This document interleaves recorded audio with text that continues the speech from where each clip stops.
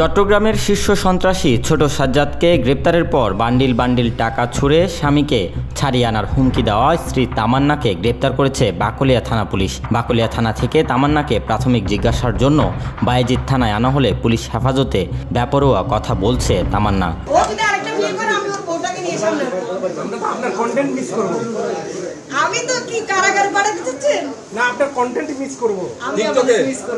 শনিবার রাত 11টার দিকে নগরের চাঁদগাঁও বারৈপাড়া এলাকা থেকে তাকে গ্রেপ্তার করে পুলিশ।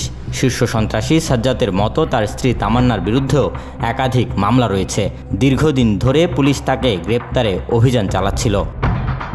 গ্রেপ্তারের বিষয়টি নিশ্চিত করেন বাকলিয়া থানার পরিদর্শক ও জোড়া খুনের মামলার তদন্তকারী কর্মকর্তা মোজাম্মেল হক। গত 15 মার্চ ঢাকার একটি শপিং মল থেকে সাজ্জাদ হোসেনকে গ্রেপ্তার করে পুলিশ। পরদিন সামাজিক যোগাযোগ মাধ্যমে বান্ডিল বান্ডিল টাকা ছুঁড়ে সাজ্জাদকে জামিনে ছাড়িয়ে আনার হুমকি দিয়েছিলেন তামান্না।